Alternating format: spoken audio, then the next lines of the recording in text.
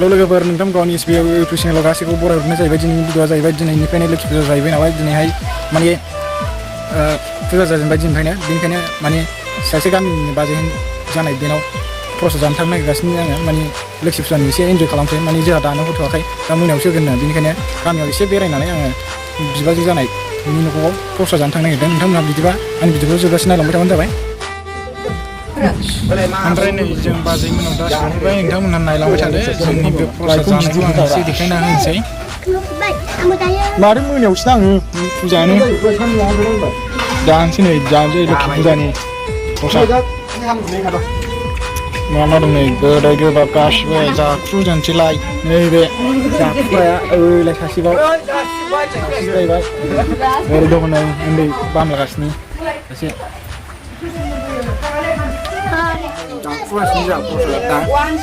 लोखि फुजानि अखासो हाबाय देग्लायनि लोखि फुजा माथो नङा होमबा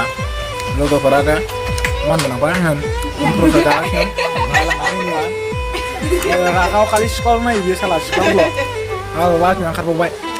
बिराद मोजां मोनखायो आं प्रसादखौ लोगोफोर नोंसोर माबायदि मोनो खिन्थु आं जाखायो बिरादनो होगासिनो बुटखौबो बिराद मोजां मोनो देन्जारलै गायला गायला नोङो दा लोखि फुजायाव सिख्लाफोर नायगोन ना नाया नोङो नायो साफा साफा नुबा थिखोना लांखागोन आरो ना नोङो ओमफ्राय आंबो सासे नागिरदोंब्रा आंनावबो गैया गाबोन दा बे बानायगोन आं बेयाव आरो जादों दा बिथाङा बिराद सिख्लाफोर गोसोथोनाय दं ना थारमाने मा बायना हरगोन नों दा गोसोथोनायनो बिदिनो जाहोलाबायनोसै आरो मा जाहोगोन मा जाहोगोन ओमफ्राय बिदिनो जाहोलाबायनोसै दाउदै खेला गेलेहोआ गेलेहोगोन ओमफ्राय आंबो नागिरना होदोब्रा दा नागिरगोन आरो डाइरेक्ट माबा हरखागोन आंथ' दाउदै मिथिबाय नों नागिरना होनो हायोबा सिख्लाखौ मिथिबाय दाउदै खेला गेलेना हरना हरगोन ना हरा जाथारगोन हाथारगोन नोङो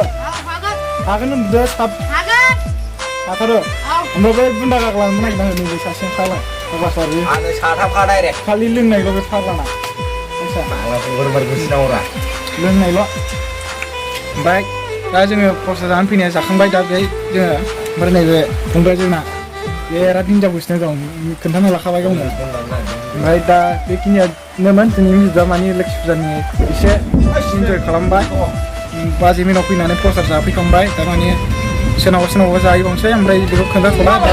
भिडिअ'आ बेखिनियानो लोगोफोर आंनि भिडिअ'खौ मोजां मोनदोंबा लाइक शेयार कमेन्ट साबसक्राइब खालामना होबानो जाबाय गोजोनथोंसै दिनैनि भिडिअ'आ